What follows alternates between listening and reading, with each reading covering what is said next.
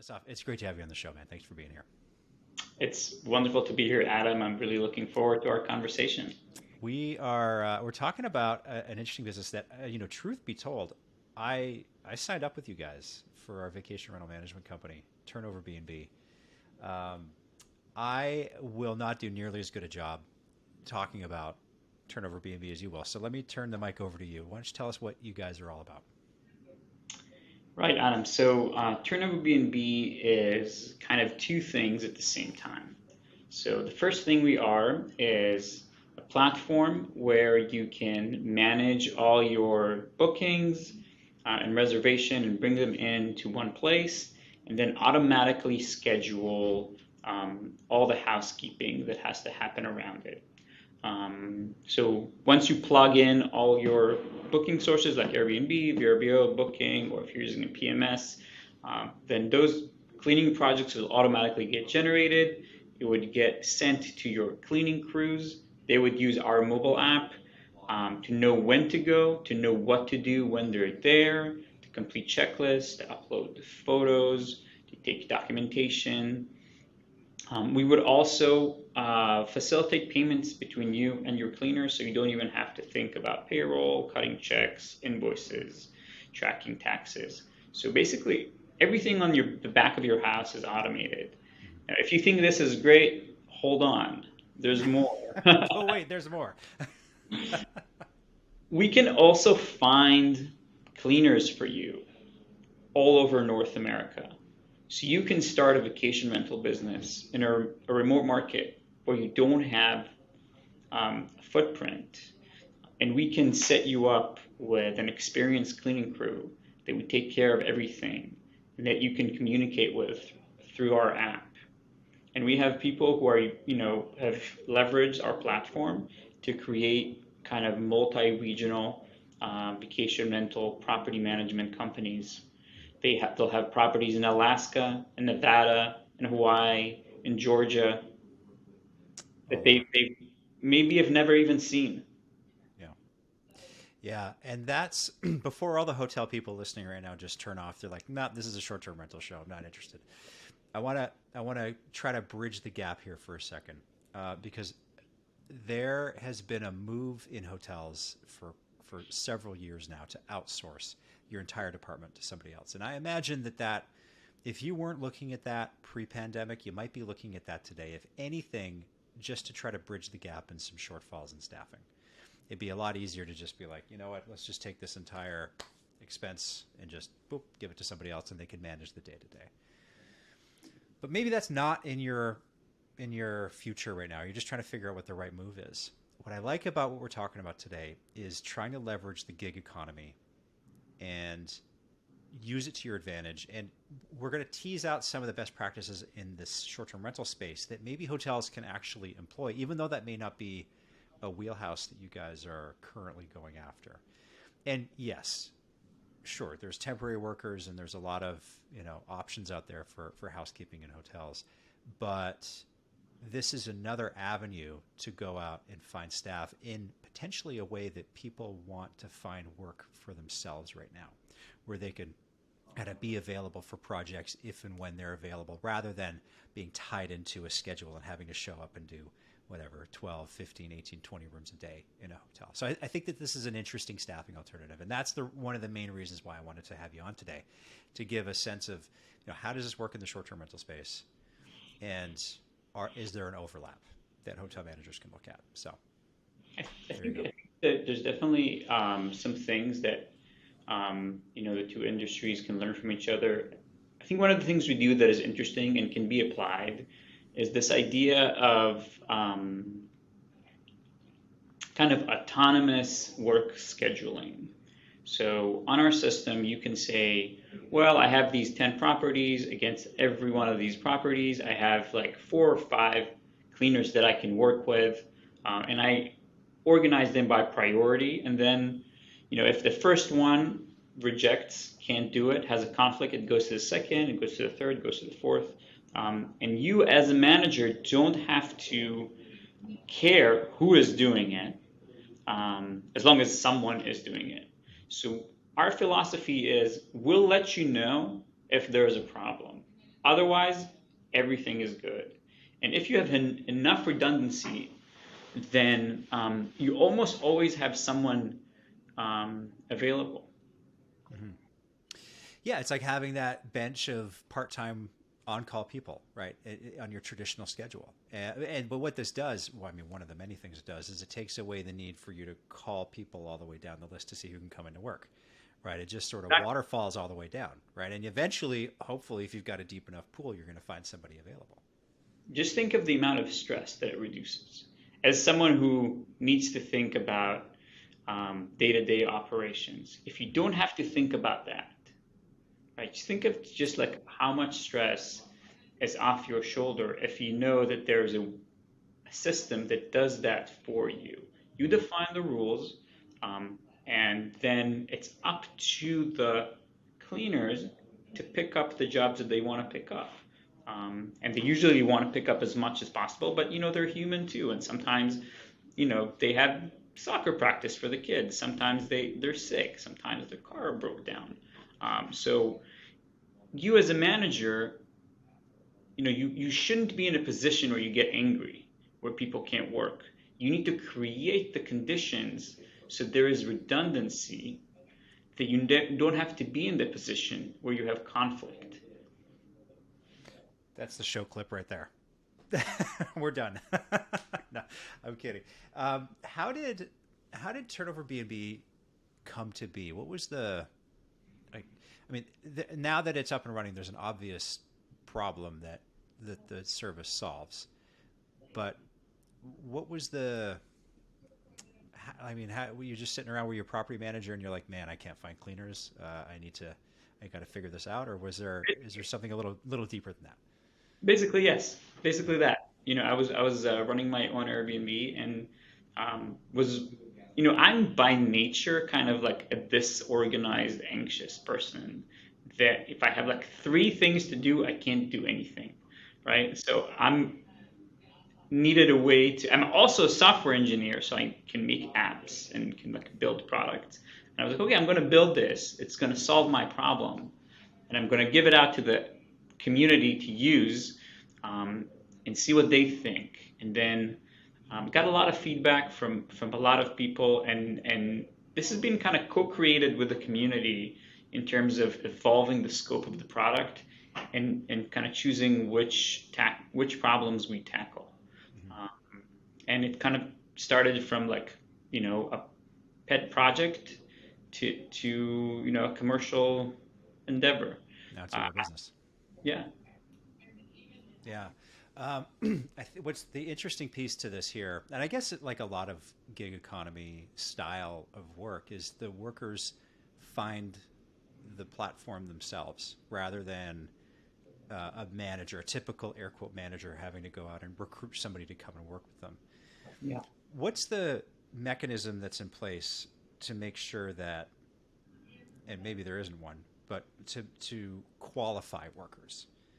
So you've got, I don't know, you've got this open number, effectively infinite number of people that can do this job here, but not everybody can actually do the job and do it reliably. And that's what I want to dive into a little bit here. And I think that starts with qualified workers on the front end or the back end, however you look at it. So, I think the most valuable thing that our platform does is that we have the truth about people's experience. Like we know if they have done this before.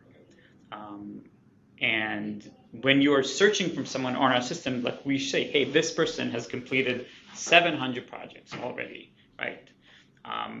And that's something that you will never know using any other method of recruitment, right? People will come with a resume and say, I've done this before, but it's just a piece of paper. Who knows, right? Or you go on Craigslist or Thumbtack or whatnot, but anyone can create a profile, and those platforms are kind of biased towards just getting you someone, whoever pays the $5, right? They don't care. They're not invested in the long-term success of that connection. We're invested in the long-term success of the cleaners and the property managers because our business model is such that we take like a small commission from every project. So if it doesn't work out, we lose. So we try to match you with the person who's the most likely to stick with you, Mm. right? So there's a lot of mechanisms that kind of build that picture. We can see how quickly they respond, how many projects they've completed.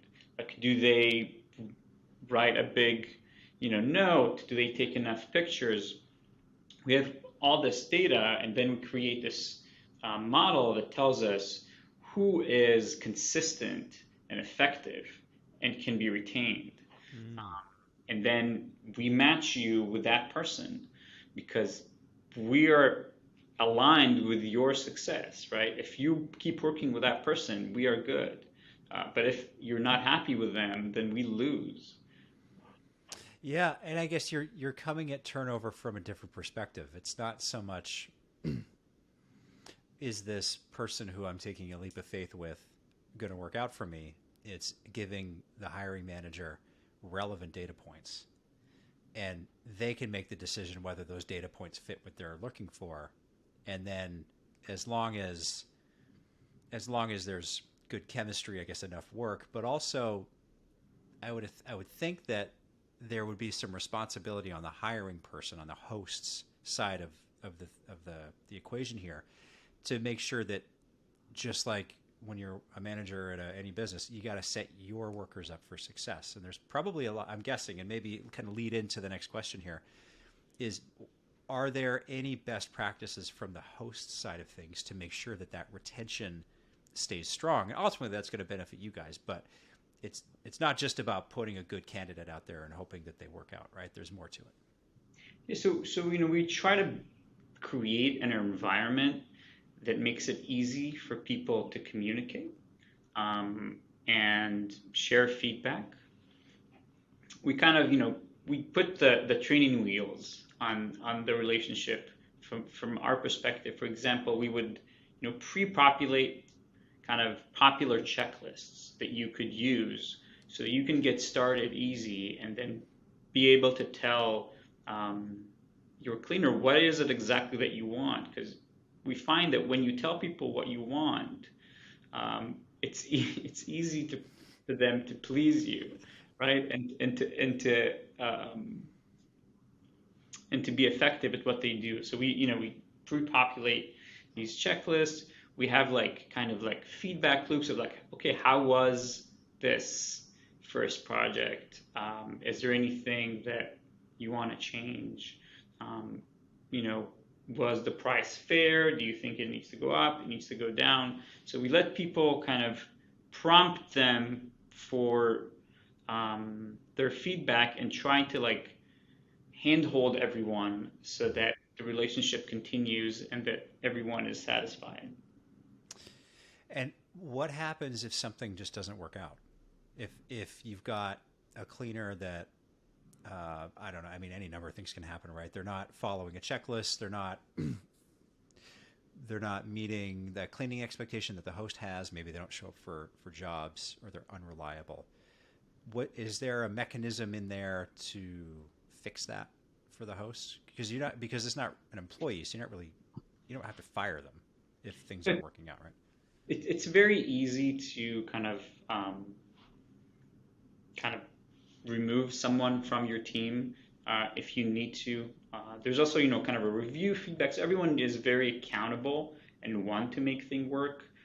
From the cleaner side, the reputation is at stake, and people that use our app a lot of time is their single biggest source of income, and they really want the reputation to be intact. Now, having said that, yes, there's sometimes the experience is not good, and that happens.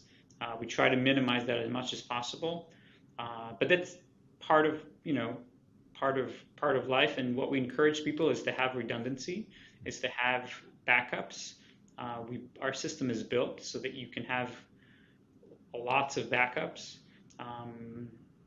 and it's just part of it. Like if you don't want to ever be in in a bind, then you need to create backup plans and you need to plan for it. And people are people, right? Even if someone is the most amazing, dependable, um, awesome cleaner in the world, like their car breaks sometimes, like it Exactly. snows, these Hmm. things happen, right? So as a business owner who doesn't want to be in a pickle, you just need to plan ahead a little bit and have backups. Yeah.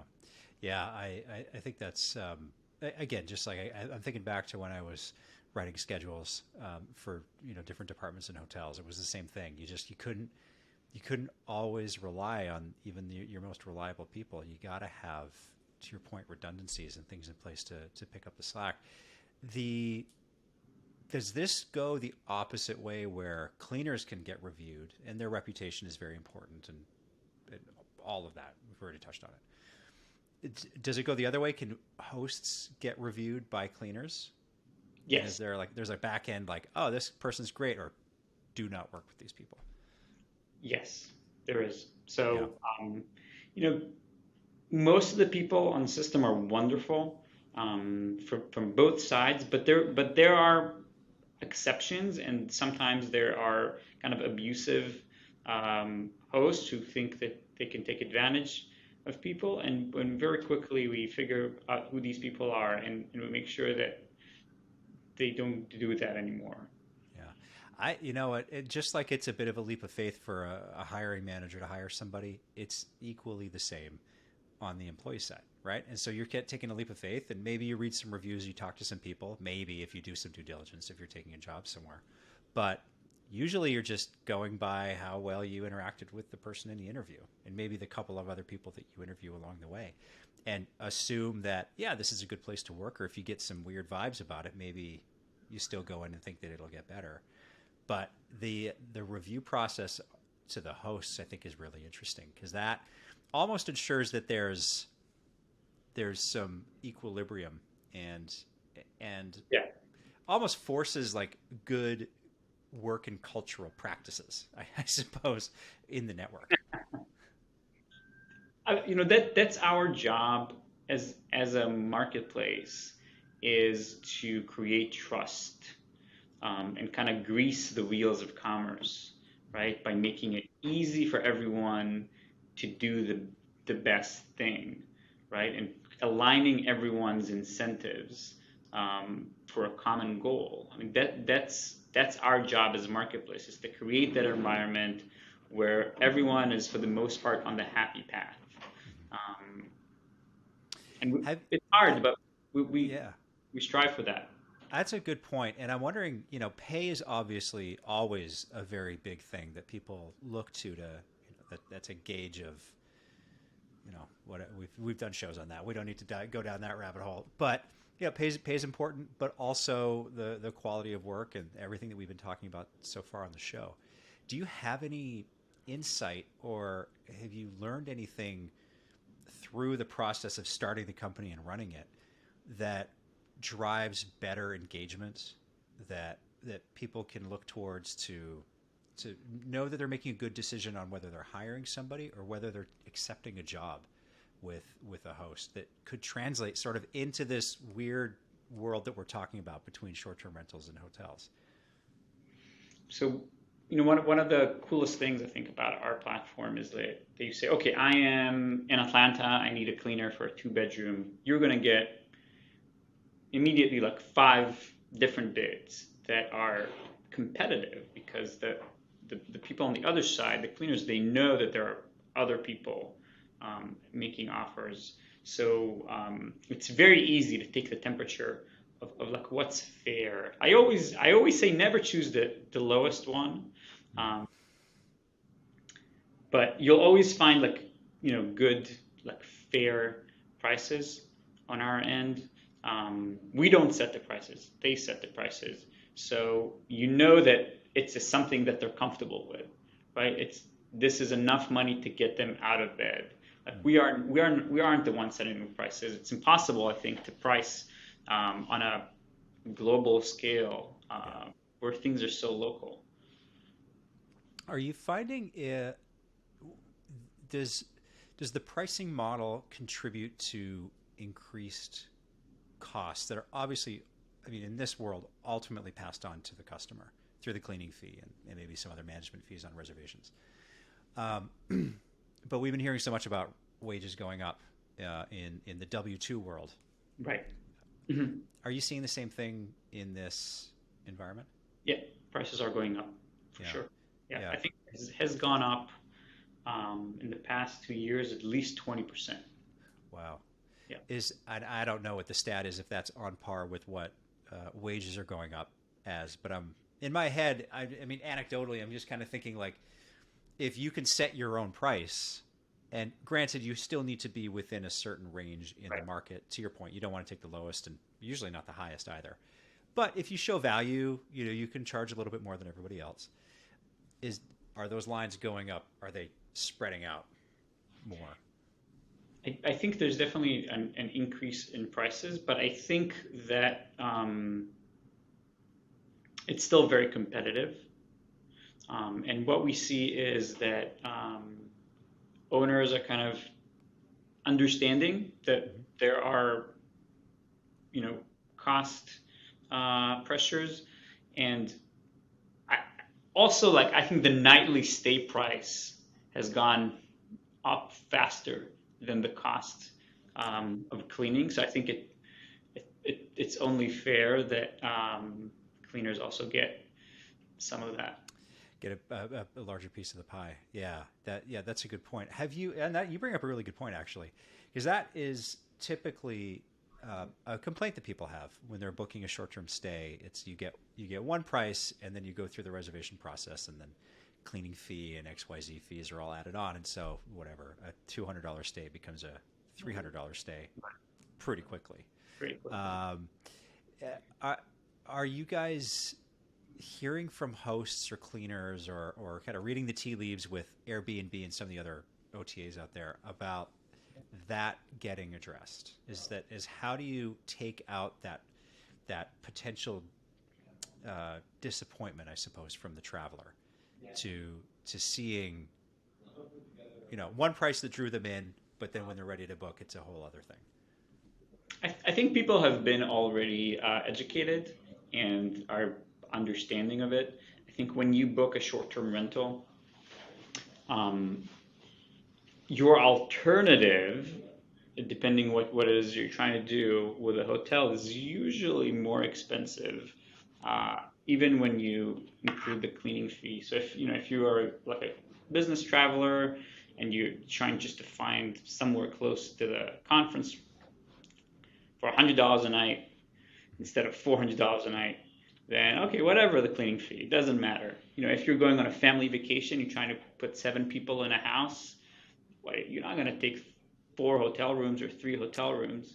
And the cleaning fee again is just part of doing business. So you know Yeah. vacation rentals are still a bargain, kind of compared to hotels for the most part, and I think the cleaning fee isn't a breaking point.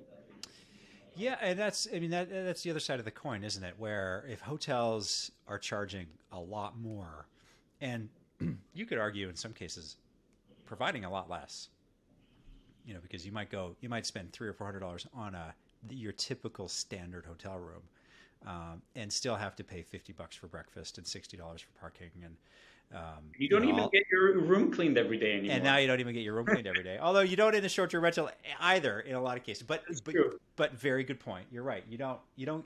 That thing was taken away from you, right? That was a right, and that's likely not coming back anytime soon. Although, actually, we are seeing it come back, but for a fee, which is actually interesting. I've seen it as sort of as a behavioral kind of experiment. I stayed at the Disneyland Hotel over Christmas. It was super expensive. I don't remember. It was like $700 a night, maybe less, maybe more. But they didn't clean. And they said, well, if you want, call us by this time and we will clean. And then you'd always forget. Um, and you end up just, four people in a room, and then it's just like mess everywhere. And Hmm. you know, I think it hurts the experience, and but I don't know. It might save enough money to offset that. Well, I could tell you, like, from my years working in hotels to now, doing the short-term rental thing, you know, pretty heavy in it with the management company, um, and just booking hotels and Airbnbs or vacation rentals. Like the value prop for hotels a lot of the time has been the consistency. Is it, Yeah. you know what you're getting when you go in, and sure, there's loyalty points in different companies and all that, and I think that it's important to circle back to that point here, where it's incumbent on the host who's hiring the people through TurnoverBNB to make sure that there is a consistency mechanism in place. And you've touched on it already with basic checklists and cleaners having to provide pictures. If that gap in quality, uh, expectation and delivery can be reduced between hotels and short-term rentals, I mean, that's in my mind, it's not necessarily game over. There's always a reason, obviously, to have hotels in place, but it makes the value proposition less appealing, I suppose, for hotels, or maybe it's stronger for short-term rentals.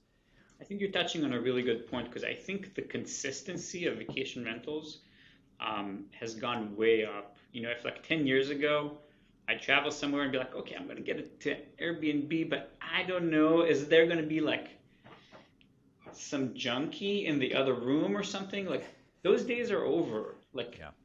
I have full confidence that if I'm going somewhere and I booked like a decently priced Airbnb, um, that it's going to be spotless, and there's going to be like a gift basket, and there's going to be like chocolates on the pillow. Like have learned the trick. They know how to do it at this Yep. point. There's so many tools. There's no excuse. Um, I know that the consistency is going to be there. Now, having said that, there's also something nice about hotels. Like if I'm going to a conference, I want to be in the hotel where the conference is so that I don't have to move around, right? And I don't care paying more for it. Right. Yeah, yeah, that's a really good point. That's obviously that's always going to be one of the value propositions for hotels. There's a lot of reasons. I mean, I've made my career, my life in hotels. It's but the thing that I'm constantly interested in is where the overlap is between the two industries. They're far more similar than hotel managers, I think, have chosen to accept in the past. I think that's becoming much more. A much more accepted perspective in the hotel industry. I mean, just look at what Marriott and Accor are doing and going, head first, throwing their bodies into the short-term rental space.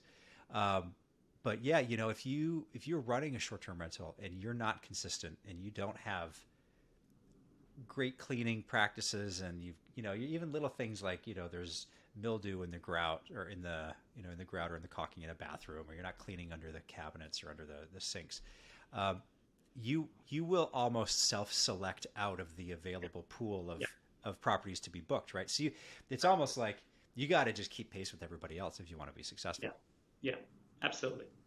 That's what's happening. It's just like it's at least on Airbnb, it's hard to be on top if you're getting dinged with bad reviews, and people have no problem sharing their feedback if they feel like the value wasn't there. Yeah. Yeah, yeah, that's true. And I guess the value perception piece is always tricky to get your arms around. And hotels again have kind of struggled with this a little bit for quite some time. And to your point earlier about not hiring the cheapest person, but not taking the most expensive one either. There is that sweet spot where people don't mind paying for it. They see the value in it, and then if you can throw something extra in and spice up the experience a little bit better, then you're just going to be better for it. That's true. Yeah, that's Yeah, yeah. So what's on the roadmap then for TurnoverBNB? Where do you guys go from here? so one of the things that we want to make sure is that we give people all the tools they need in order to run their um, vacation rentals, their property management businesses, um, fully remote. So we're working on adding kind of a marketplace of maintenance so that, well, you know the place is clean, but you still are worried about, okay, what if there's like a water leak? What if the washing machine breaks? We want to give you people boots on the ground everywhere in the country so that you can buy a property in a different state, you can buy property maybe in a different country. We're big in Canada too. Um, and knowing that you have a pool of people that we vetted that you can trust um, to kind of effectively manage your properties. Yeah, just keeping everybody in the walled garden, as it were. Yeah. Yeah, yeah. But I think just solving those little headaches that pop up. Yeah, I think that the maintenance piece makes a lot of sense. So you're not having to go out and call whoever, whatever local provider. Hopefully they show up. Usually, I mean, the calls I've been getting returned. Usually I don't get a call returned for a couple of weeks, and then they can't get out there for another couple of weeks after that. I'm like, well, it's already been fixed. But yeah, I think that's interesting. The as we go into summer here, in the U.S. and Canada, North America, occupancy is obviously going up.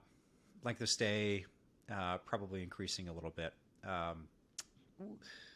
Does your model doesn't change, but when it comes to availability of staff, that's always the hard thing from an employee's perspective in a hotel, because staffing is always dependent on occupancy. And this model, I think, is a little bit, that's more obvious sometimes, where you just accept the jobs that you want to do. So you work as much as you want. Do you find, though, in busy times or in slow times, that the availability of staff and sort of the consistency of quality, does that get affected, or is that just a nature of this gig economy kind of a work where people just know that that's how it is and expect it? So, I mean, I think the beauty of our platform is that you can scale your team up and down very easily. And we actually don't have a shortage of cleaner who want to join our platform. We actually have more people who want to join the platform than we would let in, because we want to make sure that our experience is consistent and that we don't admit people who wouldn't be successful. So, in order to join our marketplace, you have to demonstrate vacation rental cleaning experience. And you have to go through onboarding call, background check, and we really want to make sure that this is not the first time you're doing this. But we still have a lot of people who've heard about the platform and that you can build a great business over it. So the use case is not just individuals who are working as a gig, but it's also cleaning companies, like regional cleaning companies. They want to scale their business. Yeah, get exposure to more clients. Yeah, So, makes perfect sense. Okay, the question for the hotel folks that made it to the end here: do you work in hotels currently, or is that, if not, is that an area that you've looked at as maybe an opportunity to expand into? So if you have a boutique hotel, let's say up to 50 rooms or something like that, there's a lot of people just like you who are using our platform to manage their cleaning. I think it would be, a few quarters down the road where we build integrations into hotel-centric systems where we can kind of automatically manage like a housekeeping staff and also give you access to our marketplace. But as the product is built today, you could run a little boutique hotel on it for sure. Yeah, that's incredible. And that, just to summarize that's one of the main reasons I wanted to have you on today, to just show that no matter what some of the challenges are hotel managers are dealing with today, this is a very viable and suitable potential sliver of a solution to help with some of the challenges that you're dealing with. And I can. This is not a paid sponsored episode, but I signed up with you guys because I saw the value, and I think that as I look back to what my needs were when I was running hotels, this was a big one. And this is pre-pandemic. This is back when things were really good. We still had trouble finding people, and it was not a paid discussion. I think the discussion was more nuanced, and there were more layers to it than that. And this is a really viable alternative. I think that hotel folks should take a look at. I think that the inherent advantage of building kind of like a big redundant team is that every person on that team can work when they want to work. Because if you're just putting it on one person, it's a lot of demands in life, right? You have like your sometimes multiple jobs, you have family members. It's difficult to be reliable and give 100% of yourself to the job, right? But you can give 50%, you can give 30%. And if you just make a group that is large enough that it all adds up to 100%, there is like less stress of every individual person and less stress on yourself as a manager to kind of stay on top of people. Very well said. Assaf, if anybody wants to learn more about you or TurnoverBNB, where should they go? Well, TurnoverBNB.com is our website. I also always love to connect with people and talk to people. You can message me on LinkedIn, and I'll accept your connection and talk to you. Always love to learn about what people are doing, how they're working. Yeah, sounds good. Everything will be linked below in the show notes if anybody wants to check it out. Assaf, I appreciate you giving us a look behind the curtain of TurnoverBNB and wish you much success. Thank you so much for having me, Adam.